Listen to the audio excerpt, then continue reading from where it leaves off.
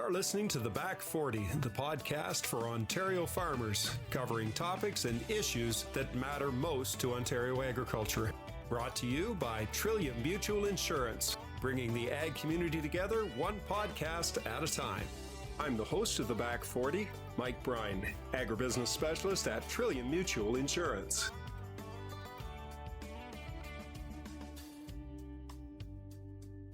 We've spoken before on the program about the fact that farmers in Canada and in Ontario are getting older, and the average age is mid to late 50s now, your average farmer in Ontario. And we spoke not too long ago to Amy Cronin about the Outstanding Young Farmers Program. We're very pleased this morning to be joined by the winners this year of the Ontario portion of the Outstanding Young Farmers. We're joined today by Jenny Butcher and Wes Kuntz from Little Brown Cow Dairy. Wes and Jenny, welcome to the Back 40. Thank you. Right on. Thanks for having us. Well, first off, congratulations are in order. That's tremendous to be able to come through that competition and to win that. How's the experience been? Yeah, no, it's been an excellent experience. The people that we've met so far are all very interesting and inspiring people. We've always kind of grew up in the dairy circles, and it was nice to be able to meet people that came from all over the agricultural spectrum, and of those people, of the some of the most inspiring. So yeah, conversations and the people we met have just been incredible. So what was your reaction like when you found out that you'd been nominated? We were quite pleased. You always strive to do the best you can. And the fact that somebody nominated us and noticed that we're trying to do the best job that we can and, you know, make connections with agriculture and do things maybe a little differently than other people was a pleasant experience. Had you heard about the program before you were nominated, or did this come right out of left field for you? I certainly had. There is a conference that OFA puts on called Ontario Young Farmers Symposium. I attended it 10 to 15 years ago now, just before we started farming. And I believe their tradition every year was to have the winners of the Canadian Outstanding Young Farmers speak at this conference every year. The speakers were a couple that had their own beef label from out west, and totally inspiring, fantastic marketers and people that I learned a lot from. And at the time, more importantly for us, was a young couple, Don and Joanne Russell, and they were dairy farmers that had started farming in the most unconventional way that you would dairy farm without owning any land. They simply bought all their feed in and rented a barn, and he milked cows and worked full time. And it was totally inspiring, and he was such a passionate individual. And so I remember very clearly them having a big impact on me and therefore us. So this has been, I'm assuming this has been a fairly big time commitment in order to get prepared for this and to go through the competition. How much time did you devote to going through the process here? It took a lot of time. I don't think that anyone could prepare you for the amount of time that time commitment that it actually takes. It's easy to talk about your farm in a presentation format if someone gives you an hour. But if someone says, here's 15 minutes, tell us everything we need to know about your farm, it's almost impossible. And so that's really what took the most time, is to condense it, which is a good exercise, right? To understand what's most important and most relevant to you and to other people about what you do. We're going to be generous today. We're going to give you a little over 30 minutes to talk to us and tell us about your operation. And with that, tell us about the Little Brown Cow Dairy.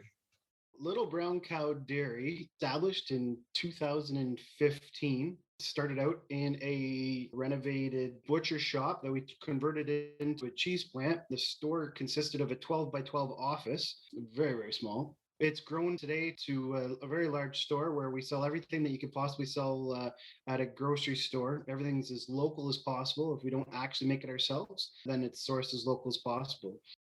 We have a dairy farm, and that's the foundation of who we are and what we do. Our love for cows and our passion for dairy farming is a huge part of what we do. What sort of products do you actually sell in the store? So we want to show people that shopping independent, I truly believe that shopping independent might be one of the most important ways to vote with your wallet that there is. You can buy every single thing in our store that you need to sustain your life. Every single thing in our store is growing within 100 kilometers, more or less, of our business.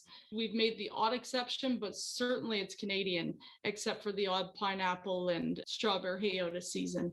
What we learned with customers is that people are going to want to buy a pineapple or an avocado, and if you don't have it, then they're going to go somewhere else. So you have those things so that then they do buy all of the local things that they wouldn't buy otherwise. It has to be part of the system. In order to make it work, somebody has to be able to get everything at your store. You've come up against some pretty stiff competition. The grocery retail is very, very concentrated, and they control an awful lot of what we eat. And they do have tremendous selection in there. But to give in just a little bit to keep people in your stores, I mean, it's not a bad way to go about it. I mean, people want, as you say, they want an avocado, they want a pineapple. If you can supply that, then they don't go to those other stores. So tell us what makes Little Brown Cow Dairy unique. Yeah, what makes us unique is that we have a dairy farm right here in Brantford, Ontario, that we sell 100% of our milk from our off the farm property here. We process it ourselves, and then we sell it at our own store. To my knowledge, I don't think there's any other farm, and maybe even in Canada, sells 100% of their milk from their farm gate, which makes us very unique. We started out just farming, and then we decided that because of our limited resources and the property that we have here, that it was always our direction to further process our milk, because we could do that without having to purchase the additional quota, which is, when you're starting with zero resources, is a very, very difficult thing to do. But we also wanted to, in our own way, change the way that people look at and interact with their food.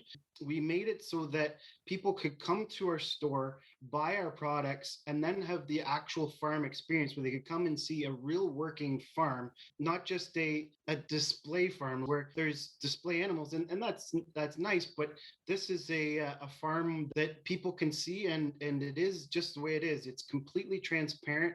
People can come and see the animals, ask us any questions, and we don't change anything on our farm for the customers. It is the way that it is. So we really wanted people to have that connection with their food. Now, this has allowed you to grow your business. You started out, I'm assuming, quite small here. Where did you start from, and how big are you now? Yeah, so I guess when we started processing in 2015, if we sold 50 tubs of cheese curds in a week, we were pretty happy. I mean, we started out so small that we had a driveway alarm, and that's how we knew if there was a customer or not. We had the store open basically any of the hours that we were at the farm. If a customer came to the store, then we'd walk over from the farm while we were in the middle of chores and then sell something to the customer and then continue on with our day. And the odd day, you'd have no customers actually come. But today it's grown very rapidly, even probably faster than we could have ever imagined. After COVID, it jumped tremendously. And then just in this past year, we had a bit of a viral sensation on social media, which grew our business threefold again. So yeah, today, where we used to sell those 50 tubs, now we're selling, 200, 300 kilos of cheese in a week, sort of deal. So now you're talking about a viral video. What was that all about? Yeah, so on a Friday, we were running the store, and out of nowhere, the phone calls kept flooding in, and they were all from people that you could tell on the phone were of East Asian descent. And people started coming into the store. This is at 3:00 on a Friday at the end of March. And all of a sudden, there were all these East Asian people coming to the store towards 4 and 5 o'clock. And finally, I walked up to one of them and I asked them, I said, what's going on? And they laughed and laughed and laughed, and they showed me a TikTok video. And it was a simple TikTok video. And it was a man speaking in Punjabi saying, good milk, very good milk, really good milk, very good milk. And that's all. And so we watched the video. It was not a sexy video. It simply scanned the milk and then spanned the Little Brown Cow sign. It didn't even say where we lived or anything. On Friday, we had 150 phone calls that night. We didn't know what to expect for Saturday morning. We had reasoned to ourselves that, in fact, they live far away. They're just interested. They're not actually coming. They won't find us, this and that. And on Saturday, we had 400 phone calls. Our first customer that morning bought 40 liters of milk, and he looked at me and he said, "You are going to be seeing a lot of brown people today." Dead serious. And he just laughed and laughed and laughed as he brought all his milk out the door. Maybe 1,000. Yeah. Maybe 1,000 people, mostly from Brampton, but they came from Clarington, Barrie, Windsor, Niagara, Wow. Toronto, downtown Toronto, Mississauga, Woodstock, London. It was a roll call of Ontario. Had some phone calls from Calgary. Many phone calls asking where our franchise is in Calgary. Yeah. How many farms we have in Calgary. When did you decide you were going to need more milk? Like 2 hours into Saturday. We had run out of milk before noon on Saturday. And that day, there were literally hundreds of people from Brampton on our lawn. And I said, well, gosh, they've driven so far. I don't know. Why don't we go milk the cows? So we did. At 1 o'clock, we went out, milked the cows while they all waited. We pasteurized the milk while they all waited, and they waited so patiently. And it only gave us 350 liters more milk because we had milked so early. That was all sold within half an hour. And then for the next week, we were on a cycle of having to milk at 1 o'clock in the morning. So milking at 1 in the morning ensured that we would start the day with full tank of milk. That went on for a week, and we finally cried uncle mercy, threw in the white towel, and got DFO to help us out with another farm's milk. That is a fascinating story. I'm assuming that the bump in milk demand has continued to that extent, or not as much? So certainly for 8 weeks, that's what it looked like every single day. Lineups to get in the store that were over an hour long. And eventually, as they understood that we weren't going to run out of milk like we had the first, every day for a week when this had first gone viral, the demand started to even out. It wasn't a panic buy anymore. Now they're a big part of our store. They're a big part of what we do, but now it's sort of incorporated more seamlessly into our operation. So your actual dairy farm itself, the cattle, tell us a little bit about that. So we milk between 60 and 70 cows, and they're all Jersey, of course. They're in a sand-bedded freestall and a swing 7 parlor. We focus on genetics on our farm. It's a passion, particularly of mine. We do enjoy showing and promoting Jersey genetics and polled Jerseys as well. Now, my dad would be thrilled to hear that you're working with Jerseys. The industry is mostly Holsteins. Why Jerseys? Jerseys, number one, are the most beautiful cow there is. Absolutely. You're not going to get an argument from me on that. Facts, right? You think that doesn't matter, but it absolutely matters, especially from a marketing standpoint. So they are the most beautiful cow. They're the most efficient feed converters, which is pretty cool, especially when you're starting with pretty limited resources. We've got the most efficient cow there is. That's just facts. And most importantly, they make the highest quality milk of any bovine breed, which is pretty fantastic, because when we go to make 2,000 liters worth of cheese in our cheese plant, we end up with 80 more kilos of cheese every time we make, for the exact same amount of work, the exact same amount of investment in the plant. On a previous episode, we talked about Jersey cows and how the composition of the milk fits more of what our market is looking for. So we've got less skim milk on the market here. It's not just that, though. Jerseys are unique because there's so few of them within the Ontario market. And I would imagine that makes the product a lot more marketable as well, because it's different than what everybody else is doing. Oh, absolutely. We have a very large customer base that's looking for that really high butterfat milk, and you just can't get that high butterfat milk anywhere else in the market right now, especially non-homogenized like that. So you've grown all aspects of the business here: the processing, the sales, and the obviously the dairy portion of it. What's been some of the challenges to keeping all the balls in the air there? What's been the challenges that you've run across? The tendency for an operation like ours, and I've seen it, is that your instinct is to put your money where it's overtly making money. So our store is overtly making money, and or our cheese plant. It's hard to separate the two. The tendency is to let the farm go type of thing. And I think that it's a constant battle for us to ensure that we don't do that, to ensure that the farm kind of holds its rightful place as the nucleus of our business. Do you like what you're hearing from the Back 40? We'd like to hear from you. Send us an email with your comments and thoughts to theback40@trilliummutual.com or follow us on social media @trilliummutual. So how do you manage your farm differently than other people? We talked before, and you mentioned about breeding the heifers really, really early. Tell us a little bit about that. Yeah, so we know what it costs to feed a heifer every day and what it costs to feed a cow. But before the age of 6 months, we don't know. And we aim not to know what it costs to feed an animal before the age of 6 months.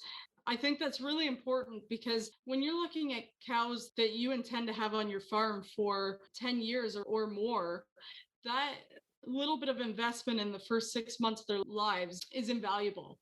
Because we put so much feed into those animals and because we raise them with as much energy as we can and we raise them quite aggressively to that age, then it results in us being able to calve them on a very regular basis at 19 months of age.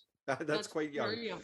Yeah. Problems with size on them because they're so young, or is that an issue? They're calving at as big as you would expect a 2-year-old to be. And then we get them bred back quickly and we can have a start of their second lactation before they reach 3 years old. So they're spending more of their productive life in milk in less time just paying to feed them. We're calving cows for the second time at 2 years, 5 months, 2 years, 6 months, and it's going great and we wouldn't change a thing. Those are impressive numbers. I've spoken to some people that certainly try to get that type of numbers, but to achieve that, your numbers on the farm must be very, very good. Yeah, well, we're able to do that because of how easy the Jersey calves out. Mm-hmm. I mean, I don't think you'd be able to do that as easily with other breeds. So not a chance. No. That's a testament to what Jerseys are capable of for sure. Both their efficiency in feed conversion and their early maturity, as well as mostly their calving ability. And my dad always loved the Jersey cows. He was milking about 22 at the time. When you go back into the 60s, was pretty much all you wanted to do as one person. We've come a long way, but like I said, he would have been thrilled to hear that the Jersey animal and the success that you've had with the store and with the processing of it. How's the pandemic changed what you're doing? You mentioned that you saw quite a boost on sales there just throughout. Yeah, so at the beginning of the pandemic, we were terrified, just like everybody else. And at one point, we actually had a conversation for a very brief period of time whether or not it'd be better for us to just close the doors for 2 weeks and duck and hide, right? But we started to see so many more people coming to our store because they were trying to avoid the big lines and avoid the city. If there's room for the big box stores to be able to sell food, and there isn't a place in this market for us, especially in a time like now, then we don't deserve to be in business. We had people coming to our place, and at that point, we were very strict on how seasonal we were. We were trying to be purists and not sell anything that didn't come from Ontario. So in the wintertime, that was difficult. So what we ended up doing, though, in order to make sure that people could go to only one store instead of coming to our place to get one product and then going to a couple different stores, in order to try to make it safer for everybody, what we did was we expanded our product offering, and we ended up actually purchasing all the produce from a gentleman that normally sold stuff at the farmers market. And when we did that, we sold all of his produce and it was sold out by noon, and we realized, oh, we have to figure this out. Because of our small size, we're able to be dynamic, and we're able to work with about 5 different suppliers on different products. We're able to increase the amount of milk that we process quickly because we were able to get the milk directly from the farm. We had about what we thought was about 2 years worth of beef supply in our freezer at the time that we were able to sell, and we sold out that in about 6 months. starting to source things that the grocery store was limiting people on. And as soon as people heard that, the word of mouth was unreal. And yeah, we had lineups out the door. So Any problems with the quota? I mean, it's not just that there's quota for production, but you've also got to get the permission to be able to use the milk. Have you had any issues from a regulation standpoint? So on the fluid side of it, there isn't a quota, it's on demand. So when you tell organization DFO that you'd like to purchase that much more volume of fluid, especially when you're selling it at that point at 5.8% butterfat, then yeah, they're more than happy to make sure you get that market filled. So Jenny spoke to another producer, and they said their biggest challenge was that their store took up a lot of their time, and they limited themselves to 1 or 2 days a week. Your store's open significantly longer than that, though. Does that create a large problem for you, spreading yourself too thin to try and be too many places at once? So we knew when we started this venture that we were putting both hands and both feet in. And we were legitimately trying to change the food system. We're legitimately trying to show the world that we can be a viable alternative to a grocery store. And so one of the ways that we ensured we could do that right from the get-go was we said we're going to be open 7 days a week. When we first started, we were open dawn till dusk every day. It actually has the opposite effect. By being open 7 days a week, by being open 9 hours a day, it makes it impossible for me to be there all the time. And it forces us to ensure that we have fantastic, competent employees that can run the place. And that forces us into kind of the next echelon of business. And that's probably been one of our sources of success, I think, is that we've made a decision from the get-go to be really serious about what we're doing. More of a manager of people in many ways than as much as that frontline worker. You've got to be making sure that the people that you hire are able to do that job. Certainly try to be, yes. What's your favorite part of the job? Is it the processing? Is it the sales? Is it the dairy? My favorite part is whatever I'm doing at that very moment. And so I think that's pretty cool. I personally love the diversity of what we do. I milk cows every morning. I really value that time. I enjoy the fact that no one tends to bug you at 4:30 in the morning. They would if they were awake, but they're not. Yeah, I'm one of those. I'm not going to be bugging you at 4:30 in the morning. Right? So the phone doesn't ring and there's no emergencies and that kind of thing. I truly enjoy working with our customers. I love being part of the community in that fashion as well. Not very often, but every once in a while, if I'm able to sit down at a computer and do some book work, I enjoy that as well. So who does your processing? Who runs the processing part of the operation, Wes? That would be me. So yes, I am the cheese maker. I manage the dairy there. We kind of both started out when we first began. We were both in the cheese plant, but as we grew then and specialized, I stayed in the cheese plant side of it, where Jen went more to the retail side. Now, are you making cheese every day, or do you have a cycle that you run through on this? Typically, we are processing every day, but as far as cheese, we typically make on Wednesdays and Saturdays. So that way we always have a fresh supply of cheese curds, which makes our product unique compared to what you typically would get in the grocery store.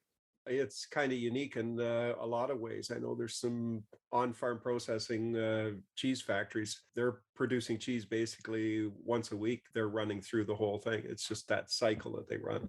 And they only have fresh cheese curds a couple of days a week, which is a terrible shame from my standpoint. We tried doing that a bit at the start, and the connoisseur customers, if it wasn't made that day, then they just won't buy them. So that's what we found, yeah. So what's in the future for the Little Brown Cow Dairy? We have been chasing the store around for a while now. COVID forced 100% of our attention to be placed on the store. And that was a very good thing, both for our community, our business, and ourselves. Then we had a viral video that forced our attention back into the store. It's high time that we put some love and attention back onto the farm. And so we're hoping to build a barn here within the next year or so. That's a big commitment all on its own. Have you started doing any of the pricing on that? I know the prices of the construction have gone quite high these days. I'm not sure we want to know, but it just has to happen. So that's important. And the reason why it's taking a lot of time to make the new barn happen is that we're trying to understand how we can incorporate our customer in every faucet of that barn. So that brings about challenges that we are struggling to wrap our head around. One of the things that runs to my mind here, a question I have, do you have difficulty balancing the demand with what you can produce? I mean, obviously you get a certain amount of milk from your Jersey cows, and that's it for what they will produce. Do you find that you have some product that doesn't sell and some product that you run out of, or have you been able to balance the supply? And more importantly, have you been able to supply enough milk to satisfy your customer base? Well, that is one really great thing about supply management in the situation that we're in, is that if you tell your processor, if you're in the States, and you tell your processor, okay, I'm going to start processing my own milk. I built a plant here. There's a chance that that processor says sayonara, and you've got to figure out how to market 100% of your milk from 100% of your cows the next day. And the supply management system did allow us to grow in a sustainable, thoughtful manner, where we had the full assurance that 100% of our milk would have a home and would have a fair price as we are growing our business. So we're now using 100% of our milk, but it took us 5 years to get there. Mhm. So we're thankful that it had a home on its way there. And at the moment, we're thankful that DFO was able to arrange a similar Jersey farm to ourselves to purchase some milk from, to help even out that supply So, and demand. so you're actually using balance. everything from the farm and having to purchase to supplement that. We are, yeah. Was that where you thought you'd end up when you started out with this? We legitimately wanted to change the food system. We had big dreams. We weren't sure how we would get there. And, we know of processors that virtually 100% of people in their community drink their milk. It's almost an abomination to drink anything else, right? We're not to that point yet. Brantford's quite large, but maybe we could get there someday. I don't know. That's a significantly different attitude than what a lot of us in the farming community have grown up with, where we produce and it goes off for further processing, where your attitude is we're going to sell it at we're going to sell it at market value here after we've processed it, and if we run out, we'll buy from someone else. Yeah, well, and that's a neat thing about what we do as well, is that we have figured out how to provide our customers the highest quality product that they could possibly get, being 5.5% milk fat, fluid milk, at virtually less than wholesale prices. And we're doing well, and the customer's doing well. And it's just such a win-win. And I think that's probably the most important thing about what we do today is providing that value. What's the favorite product in your store? What would you say is the most popular item? Well, our cheese curds for sure. And our cheese curds are priced in such a way that I know people that legitimately sell wholesale cheese curds for the same price as we sell to our mass customer base in our store. Fluid milk is the same. I believe wholesale prices for fluid milk of the same caliber of ours is significantly higher than what we're selling our mass customer base in our store. So it's pretty cool. That is. And it's a testament to the fact that you can sell at the price and still be very, very successful with the entire operation. Now you're heading on to the Canadian competition for outstanding young farmers. Where's that held this year? When is that? Tell us a little bit about your upcoming journey through the Canadians. It's going to be in Saskatoon this year at the start of December. It'll be, I guess, us and 7 total competitors. We'll be there for, I believe, 4 days. And yeah, so from the way it's explained to me, that there'll be some on-farm excursions, as well as the different presentations and interviews that we'll have to do them during that week for the competition. What are you looking forward to the most out of the experience? Definitely networking, meeting the other people. We've already met the two competitors that we met in Ontario. They're very interesting individuals and exceptional in the fields that they're in, as well as meeting the alumni. The conversations after the event or during the event is definitely my favorite part. We've been talking today with Wes Kuntz and Jenny Butcher from the Little Brown Cow Dairy in Brantford. Wes and Jenny, thank you very much for joining us today on the Back 40. Thanks, Mike. Yeah, it was a pleasure. You've been listening to The Back 40. Join us next time when our guest will be Cher Merriweather from Repurpose, who will be talking about their unique approach to dealing with what some would refer to as food waste. That's next time on The Back 40. Brought to you by Trillium Mutual Insurance. Be sure to subscribe to The Back 40 wherever you find your favorite podcasts so that you don't miss an episode. The Back 40, bringing the ag community together one podcast at a time. I'm Mike Brine. Until next time, take care and stay safe.